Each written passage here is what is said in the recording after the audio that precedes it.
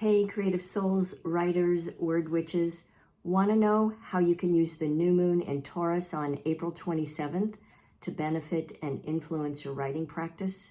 Well, stick around because that's what I'll be talking about in this video. But first, thank you so much for subscribing, for tuning in, for sharing, for liking. I'm so happy that you're here. For this video, I have consulted the interpretations of astrologer Terrence Giardino, and as usual, I will put links in the description to his channel and his New Moon in Taurus video. Remember that new moons are always about starting anew, so we can think of this time as setting and resetting intentions. Start thinking about how you might be wanting or needing to do that in your writing practice over the next 4 weeks. As Terrence says, it's a new moon in Taurus, so on the surface, it's about stability and security, and especially financial security. How does that relate to your writing? Whether or not you write for a living, or you have a practice that you build the rest of your life around, finances could somehow be involved right now, or at least they're on your mind. Maybe you're between jobs and that can always be stressful. It can make it a bit more difficult, right, to clear your mind and be able to write when survival concerns are present. Keep in mind that Taurus influence translates to slow and steady. So it's about persevering. And Taurus can also be pretty stubborn at times. So if it feels like you're pushing against quicksand, it could be this Taurus influence of the new moon. But as Terrence says, this new moon wants to help us ground into something that is sustainable, something we can count on. So just keep that in mind if you have a day in the next 2 to 4 weeks where it feels like you're going nowhere fast, especially with your writing. Do your best to reframe that energy as calming, steady, and grounding. Taurus also means sensuality, so think about in your writing practice. So think of ways you can use that in your writing practice. Can you lean on it to write more descriptively, to evoke all the senses for your readers? Now keep all that in mind because there's always a but, isn't there? Mars will be opposite Pluto, which is somewhat dark and it can be compulsive. So of course, this is not a typical Taurus new moon. Are any of them typical? I don't think so. It likely won't feel cozy and earthy. So be ready to expect undertones of intensity and feelings of destiny and transformation, which is all good, right? It might not feel comfortable, but that's what happens when things are being reshuffled for us. Think about or notice what's shifting inside you as this all relates to your writing practice, or about how you view yourself as a writer. And when we turn a corner in our perspective on something, or have some kind of realization or awakening about ourselves, it can feel pretty discombobulating. Here's a way to contextualize this opposition and how it's influencing this new moon. So as I said, Mars is opposite Pluto, and it helps to note which planets each of those are in to further understand the energy that we're working with right now. So Mars is in Leo and Pluto is in Aquarius. As Terrence points out, considering this and the new moon in Taurus, which is a fixed sign, so Taurus is a fixed sign, and 2 of the other fixed signs, there are 4 fixed signs, Taurus, Scorpio, Leo, and Aquarius. 3 of those signs are at play right now. Mars in Leo, Pluto in Aquarius, and the new moon in Taurus. So what does this mean when a sign is fixed? It means that things can feel extra stubborn, extra rigid. So it's like stability to the nth degree, rigidity. And so a brief aside here, what makes a sign a fixed sign? A sign is fixed when it falls in the middle of a season. So Taurus is in the middle of spring, Leo's in the middle of summer, Scorpio is in the middle of fall, and Aquarius is in the middle of winter. So those are fixed. They're bookended by a cardinal sign and a mutable sign. So like I said, we see 3 of those fixed signs at play right now. So keep in mind that fixed signs like things as they are. They like the status quo. They don't like change. And in fact, they can be quite resistant to it sometimes. And so what this means is we're surrounded by this energy right now of wanting to keep things as they are. But they all have a different agenda in terms of what they want to maintain as the status quo. And so as Terrence says, because of this, we might see egos flaring at this time. It could be you, it could be someone else. I always do my best to let it be someone else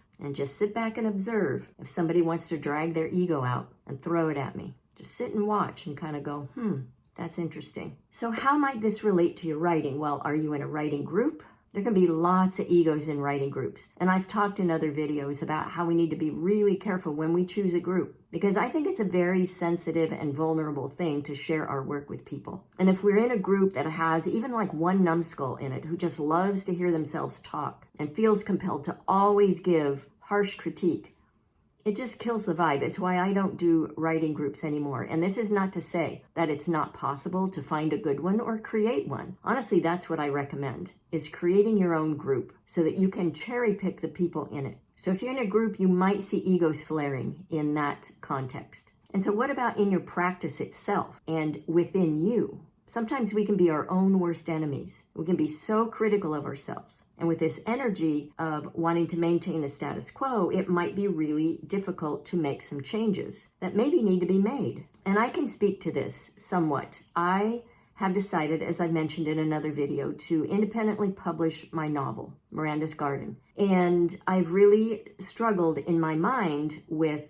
the first act. A lot has to happen. And I've questioned the amount of backstory I have in it. I feel that it's all necessary based on feedback I got from earlier versions of the novel. So what I decided to do is hire a professional editor to just read Act 1 for me. Not the entire novel, just Act 1. And I want to hold it the way it is. I want to keep it the way it is because I've gone over and over and over it. But I also want it to be the best it can be. And so I'm biting the bullet, and I'm making this decision to have a professional editor take a look at it. And then I can do what I want with their comments. But honestly, I don't want to change it. I also need to be open to the possibility that they might show me something that I have not seen because I'm way too close to it. Can you think in your own practice of ways that this might show up, this rigidity or this wanting to maintain the status quo? Can you think of ways it might show up with your characters? You could be in an ego battle with a character. And this happens when we, as the writer, it's this delicate balance, right? Between letting them go their own way and do what they need to do to show us what their story is about. And then also to kind of keep things within the rails as the writer so it doesn't spin completely out of control. And there is no clear way of knowing what that is. And so we just have to have faith and kind of let things unfold as they will and follow the character and then bring it back in. It's this back and forth dance that we have to do with our characters. We have to show them the respect that they deserve to be who they are, because they will show us the valuable information we need to tell their stories. But then we also can't let them run the show. So if this has been happening, if you've been struggling with a character, why they're doing what they're doing, how to get them to do something that you believe they ought to be doing, try and let them have their way for a while and see what happens. And remember, it's all revisable. And I always compare writing and developing characters to raising kids. It's the same idea. The older they get, the longer leash we need to give them. But we can't just let them run free. And so it's this kind of intuitive knowing and just really paying attention and being aware and figuring out where to draw that line and what feels right. And like I just said, the nice thing with writing is it's all revisable. So no one gets hurt. You don't have to feel guilty. You can always fix the writing. Nothing is permanent until it's in print. So this potential for ego flares is especially true because of Mars in Leo. Mars is the warrior, right? It's like, I'm gonna go do this, get the hell out of my way. And it's a fiery sign in another fiery sign, Leo. So it's all blazy, it's all fiery and amped up. And keep in mind also that Leo generally likes to be the center of attention. So Leos are often performers of some kind. I have two sons, they're both Leos, and they're both performers. They're shy performers, but they're performers nonetheless. So Leo tends to have a lot of confidence, which can sometimes lapse into cockiness. And so maybe considering all this, you're starting to see how egos could possibly flare during this time. So just keep your eyes open for the development of ego flares, of pride erupting, and of disputes breaking out. And like I said earlier, do your best to stay out of it, or that's my advice anyway. You can do what you like, but if you get involved in those, all it will do is drain you, and it will diminish your creative electricity. So be aware of this in both personal relationships and in career or in your work. You may find people wanting to get competitive with you. Opt out of that, especially if you're collaborating with someone on a project. I'm not suggesting that you be a doormat, but there's a difference in setting boundaries, being very clear, and choosing to get competitive with someone. Setting boundaries and not responding, not reacting, clearly stops that flow of competitiveness. It'll stop it in its tracks. And taking the time and energy striving to explain, to argue, or be competitive in response is stressful and leads to power struggles, which won't get you or anyone else anywhere, except angry at each other, and in the end feeling pretty shitty about it. So here's some advice. If you're thinking of entering a collaboration of some kind with someone, create a contract or an agreement that you both will sign and that you agree on all the facets of the contract. And if you can't agree on what's in it, then I would say don't move forward. You will regret it. Not having agreements in collaborations will likely come back and bite you in the ass in some way, if not in the present, down the road, even if it's a friend, and maybe especially if it's a friend. I think when we collaborate with friends, we have to keep a clear line drawn between friendship and business. And I think it takes two very mature people to do that and do it well. Years ago, a friend and I were going to work on a film project together. And when I brought up the need for a contract, she balked, she resisted, and she was offended. The project had been my idea, and I asked her to come along and join me in it. And I had a clear idea of what I wanted her to do in it. And her feeling was that she would end up feeling like she was working for me. And when she wanted to have a lengthy conversation about it and push against it, I dismissed myself from the collaboration and went about it in my own way. So do your best to be business-minded about any creative collaborations that you do, always. Not just now, always, always. Okay, so another thing to keep in mind. So we have this new moon in Taurus. Taurus is ruled by Venus, and Venus is the planet of love, creativity, beauty, and finances. It's also about desire. What are you desiring in your writing life right now? And is there some way that finances connect with that or align with that? And then even further, this new moon in Taurus, ruled by Venus,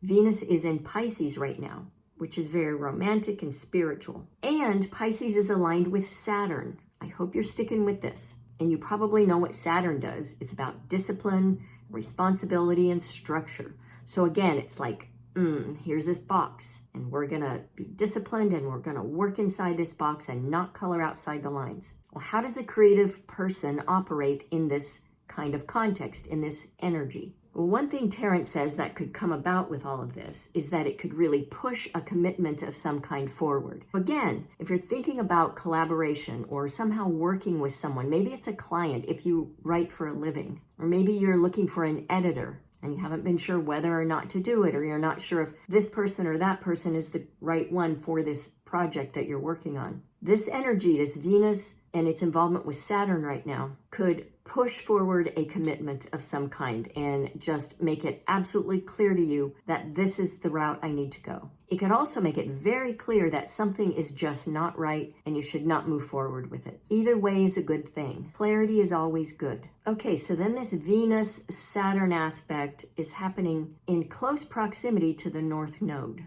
The North Node is about karma and purpose. So this has a big, deep, heavy vibe to it. And situations might come about during this time that feel like destiny and feel like something that was meant to be might show up for you around your writing. And Terence says you might also have revelations about relationships, about your self-worth, and about finances. You might get really clear about who or what you are in relationships that you have right now, especially as they relate to you seeking your goals. So in terms of your writing, how do your relationships in your life influence and impact your writing at this time? Do you have the support you need? Or at the very least, is your life free of other humans who somehow, even if subconsciously, try to sabotage what you're doing in your writing life in some way? I sure hope so. So as you can imagine, with all this fixed, fiery ego energy, we might see anger flaring. And even though this isn't the typical earthy, cozy new moon in Taurus,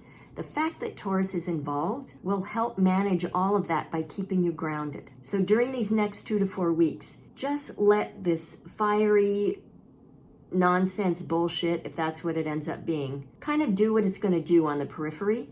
and you stay grounded as well as you can, keeping in mind this cozy Taurus vibe. You be the calm in the center of the chaos and just keep writing. Do not let it disrupt your writing practice. Let your writing practice ground you. Okay, so let's talk about Aquarius for a minute. I mentioned that several minutes ago about Pluto being in Aquarius, because remember, Pluto and Mars are opposing each other.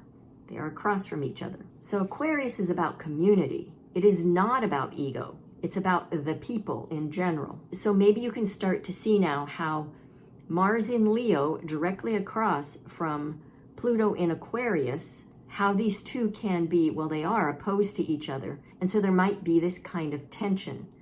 It's two fixed signs striving to achieve something quite different. And with Pluto over here in Aquarius, Pluto is about deep, deep transformation. And it's in the sign that's about the people. Mars in Leo over here, fiery, fiery, let's go, let's do this, let me be the center of attention, the one person who gets the attention. That's going to create some friction. But again, let it be out here. Be the calm in the chaos. What can happen when something like this is going on is these deep transformations can happen. And it could mean being liberated from old systems of thought. Now, these could be systems that we live within, and they could be our own thinking systems, the systems that have been etched in our brains from the time we were quite young, due to family beliefs, society, and depending on your age, you may have reworked a lot of those, or you may not have yet. It's not a contest. We all perpetually have things we're unraveling and figuring out and realizing. But if we have some unresolved something or other from some old system that has influenced us, and even influenced our belief in ourselves, the way we view ourselves, there could be some suppressed anger there that could really flare at this time, which is never fun, but sometimes getting angry is what's needed because it can lead to breakthroughs and it can help us move away from what's outdated and doesn't serve us anymore. And I always say that our writing practices are in part a reflection of our relationship with ourselves. It's our creativity. It's how we honor it. It's how we show up for it.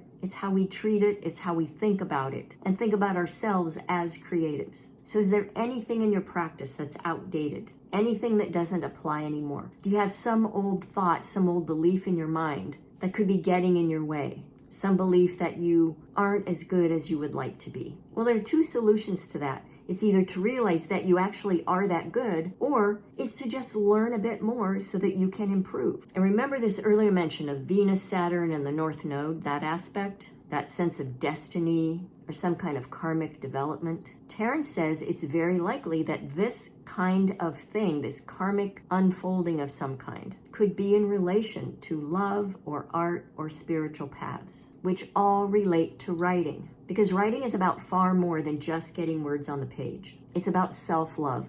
I truly believe that when we honor our impulse to write, it is an act of self-love. Writing is definitely an art, and for many, myself included, a writing practice is also a spiritual practice. So with all this Taurus, Venus energy alongside all these other energies we've been talking about, life may feel, as Terence puts it, soft yet serious. You may have this vague feeling of wondering what's real and what's illusion, and you may find yourself thinking more about what you desire for the long haul. How does that relate to your writing? Are you clear about what you want from your writing practice for the long haul? Terence summarizes it all really nicely when he says this. Taurus says, I want peace and stability. Mars and Pluto say, but first I have to burn off what's fake. And then Venus and Saturn say, and commit to what truly matters. So this is what we're doing right now. We want this peace and stability, but to get there, we have to burn off what's fake. We have to let that happen and then fully commit to this thing, whatever it is we want in the long haul. So what do you want for the long haul in your writing life? Think about this as a turning point. Rather than a really difficult time, it's a turning point. It's you realigning with your true values as a writer.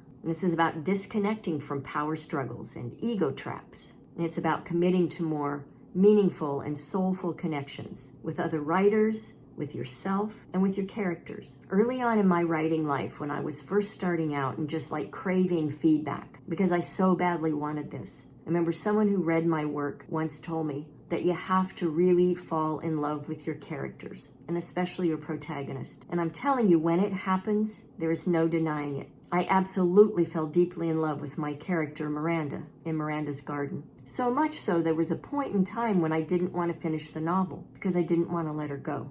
But then, of course, I realized that, well, we don't let them go because once they're in print, they will live forever. So use this time to really commit to grounding your dreams in reality. Instead of thinking, oh, I want to be living a writer's life, do what you have to do now to create it. I'm finishing up a 30-day writer's life challenge, and there are a few people who have hopped on with me and have been doing it. And we have to take clear, precise action if we want to have a writing life that is sustainable. Writing is not something that we just squeeze in when there's time. Do you want to be a published novelist? Well, what do you have to do to make that happen? If you're working on a novel, you have to finish it. Then if you want to go the traditional route, you have to find an agent. If you want to go the independent route, you do what I'm doing and you start a Kickstarter campaign.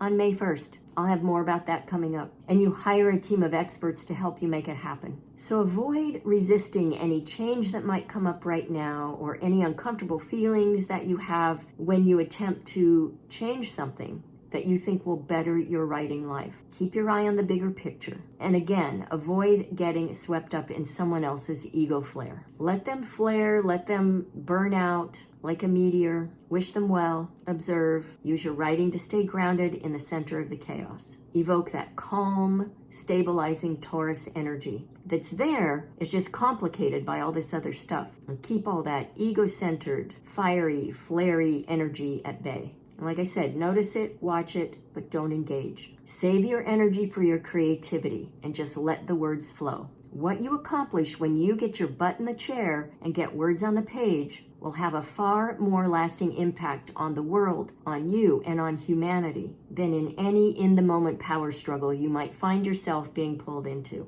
All right, lovely writer, fall into the soft landing of your writing life. Let the rest burn away all on its own, and commit to what truly matters to you.